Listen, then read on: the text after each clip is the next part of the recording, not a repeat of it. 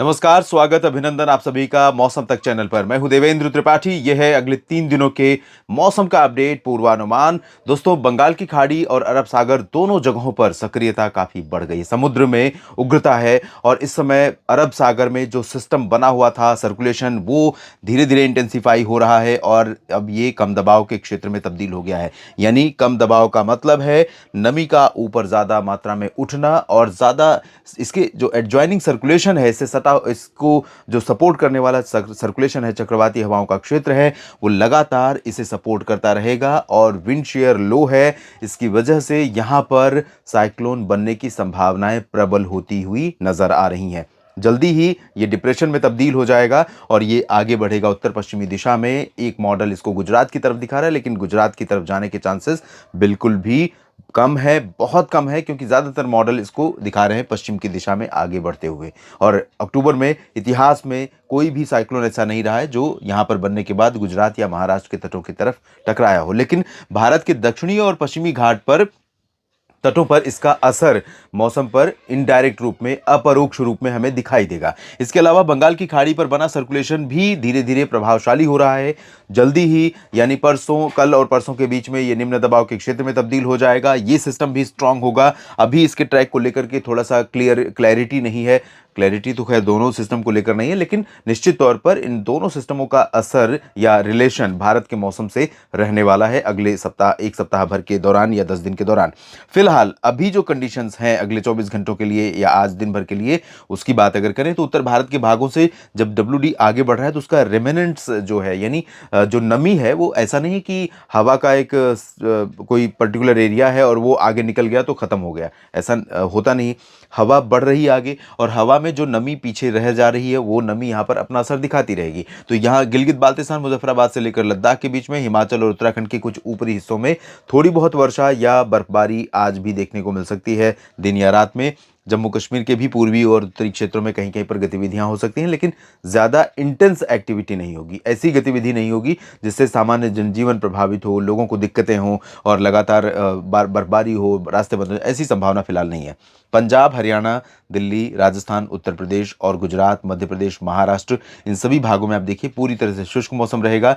उत्तर पश्चिमी दिशा की शुष्क हवाएं चलनी शुरू हो गई हैं। तो पंजाब में अमृतसर, जालंधर, लुधियाना, पटियाला से लेकर हनुमानगढ़, गंगानगर, चुरू, जैसलमेर, बाड़मेर, बीकानेर, जोधपुर और कोटा, सवाई माधोपुर, जयपुर।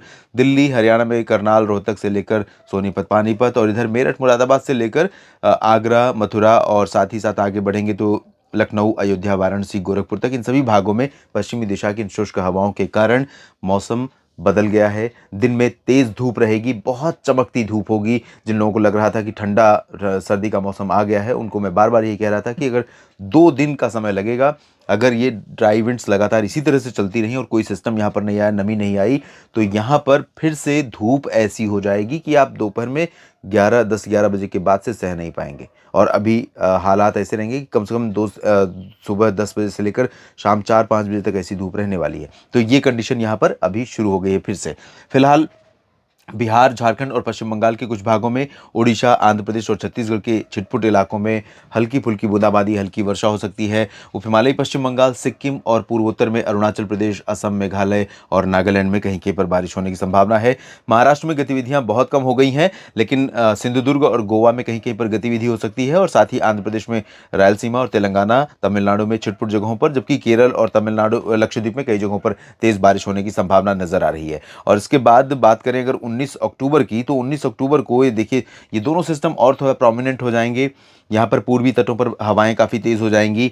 ये जो ओडिशा का रीजन है, ओडिशा से लेकर आंध्र प्रदेश और तमिलनाडु का जो हिस्सा है, आमतौर पर यही कंडीशन होती है नॉर्थ ईस्ट मानसून के सेट होने की, जिसकी बात मैं बार बार कर रहा था। लेकिन अब चूंकि ये सिस्टम बन रहा है, ये सिस्टम इसको सपोर्ट करेगा, इसको सेट करने में, या अगर ये सिस्टम इधर इधर से जाता है तो निश्चित तौर पर ये सपोर्ट करेगा और जल्दी ही नॉर्थ ईस्ट मानसून, जो कि 20 अक्टूबर को साउथ पेनिनसुलर रीजन पर हिट करता है और लगातार ये प्रिवेल करता है, कई दिनों तक बारिश देता है, तो ये सिस्टम प्रिवेल करेगा। लेकिन अगर ये सिस्टम आगे मूव करते हुए इस तरह से ओडिशा के तटों से और बांग्लादेश या म्यांमार की तरफ जाता है या फिर ओडिशा और पश्चिम बंगाल की तरफ जाता है, इसका इसकी जो इंटेंसिटी होगी वो कुछ भी हो, चाहे लो प्रेशर, डिप्रेशन या फिर साइक्लोन या फिर सर्कुलेशन ही, किसी भी इंटेंसिटी में ये जाएगा तो ये प्रभावित करेगा। अगर इस तरफ गया तो निश्चित तौर पर नॉर्थ ईस्ट मानसून को सेट करने में मदद करेगा। साउथ पेनिनसुलर रीजन पर इंक्लूडिंग साउथ मध्य महाराष्ट्र और तेलंगाना और छत्तीसगढ़ के दक्षिणी भागों में छिटपुट बारिश हो सकती है। बाकी कर्नाटक, केरल, तमिलनाडु, रायलसीमा, आंध्र प्रदेश के तटीय क्षेत्रों में कई जगहों पर हल्की वर्षा होने की संभावनाएं रहेंगी। ओडिशा पर भी बारिश हो सकती है हल्की फुल्की। बाकी छत्तीसगढ़ के शेष भागों में, महाराष्ट्र के ऊपरी इलाकों में, गुजरात, मध्य प्रदेश, बिहार, झारखंड, पश्चिम बंगाल, यहाँ पर पूरी तरह से शुष्क और साफ मौसम रहेगा। उत्तर पश्चिमी दिशा की शुष्क ठंडी हवाएं चलेंगी, लगातार इन हवाओं का असर रहेगा। इधर जो राजस्थान का रीजन है, पश्चिमी हिस्सा है, यहाँ पर नमी का एक पैच आगे मूव करेगा और ये नमी का जो पैच मूव करेगा तो इसके चलते बीकानेर, चूरू और हनुमानगढ़ से लेकर जैसलमेर तक और साथ ही साथ फजिल्का, फरीदकोट से मुक्तसर साहिब, इन भागों में कुछ स्थानों पर गतिविधियां हो सकती हैं 19 अक्टूबर को। और उसके अलावा पर्वतीय क्षेत्रों में गिलगित बाल्टिस्तान, मुजफ्फराबाद से लेकर लद्दाख और हिमाचल, उत्तराखंड के भागों में कुछ स्थानों पर गतिविधियां देखने को मिलने वाली हैं। और जम्मू कश्मीर के अधिकांश भागों में, साउथ हिमाचल, साउथ उत्तराखंड, पंजाब और हरियाणा के शेष भागों में, पंजाब में बेसिकली पश्चिमी और दक्षिण पश्चिमी क्षेत्रों में छिटपुट जगहों पर संभावना रहेगी, बाकी जगहों पर साफ मौसम रहेगा। तो शेष पंजाब, हरियाणा का पूरा रीजन, दिल्ली, उत्तर प्रदेश, बिहार, झारखंड, इन सभी भागों में ड्राई वेदर, ड्राई विंड्स लगातार प्रिवेल करने वाली हैं। अरुणाचल प्रदेश, मेघालय, असम में थोड़ी बहुत वर्षा होगी, बाकी जगहों पर संभावना। बात अगर 20 अक्टूबर की करें तो 20 अक्टूबर को आप देखिए ये पैच थोड़ा सा और पश्चिम से पूरब की तरफ मूव करेगा। तो राजस्थान के उत्तर पश्चिमी हिस्सों में गंगानगर और बीकानेर से लेकर हनुमानगढ़ और जैसलमेर तक कुछ इलाकों में थोड़ी बहुत गतिविधियां संभावित रहेंगी। हवाओं में नमी रहेगी और थोड़े बहुत बादल रहेंगे, हल्की फुल्की वर्षा भी हो सकती है। और सिमिलर कंडीशन आपको देखने को मिलेगी फरीदकोट, फजिल्का से मुक्तसर साहिब और आगे बरनाला, मोगा तक। धीरे धीरे ये बादल पहुंचेंगे हरियाणा के ऊपर। हरियाणा के ऊपर इन बादलों का असर 20 की रात से और इन हवाओं का असर 20 की रात से शुरू हो सकता है, जिसके बारे में मैंने हरियाणा के साप्ताहिक मौसम पूर्वानुमान में बताया है, आप देख सकते हैं। पंजाब के शेष भागों में, हरियाणा के बाकी हिस्सों में, दिल्ली का पूरा रीजन और उत्तर प्रदेश, बिहार, झारखंड, पश्चिम बंगाल, ओडिशा, छत्तीसगढ़, महाराष्ट्र, मध्य प्रदेश, गुजरात, इन भागों में ड्राई वेदर रहेगा। राजस्थान के शेष हिस्सों में शुष्क मौसम रहेगा। हालांकि हवाओं का रुख थोड़ा सा बिहार के ऊपर बदल रहा है, तो पूर्वी हवाएं चलेंगी। इससे यहाँ पर बिहार में जो रात और सुबह के समय प्लेजेंट मौसम अभी आपको देखने को मिल रहा है, इसमें थोड़ा चेंजेस रहेंगे, थोड़ी उमस सी रहेगी, बड़ा अजीब सा लगेगा, धुंध धुंध सी दिखाई देगी दिन में भी और रात में भी, और ब्राइट सनशाइन नहीं होगी, तो बहुत अच्छा मौसम फील नहीं होगा। बाकी पूर्वी उत्तर प्रदेश में भी यही होगा, लेकिन लखनऊ से लेकर, अयोध्या से लेकर पश्चिमी उत्तर प्रदेश तक क्लियर वेदर रहेगा। ड्राई विंड्स लगातार चलेंगी, पूर्वोत्तर में ड्राई वेदर रहेगा और इधर ये दोनों सिस्टम अपने अपने जगह पर से आगे बढ़ते हुए, प्रभावशाली होते हुए दिखाई दे रहे हैं। इधर नॉर्थ ईस्टर्ली विंड्स लगातार सेट हो रही है। अभी ये कहना मुश्किल है कि ये सिस्टम साइक्लोन बनेगा कि नहीं बनेगा और ये तमिलनाडु की तरफ जाएगा। अगर तमिलनाडु की तरफ गया तो मैं बार बार यही कह रहा हूँ कि ये नॉर्थ ईस्ट मानसून को यहाँ सेट कर देगा जल्दी से।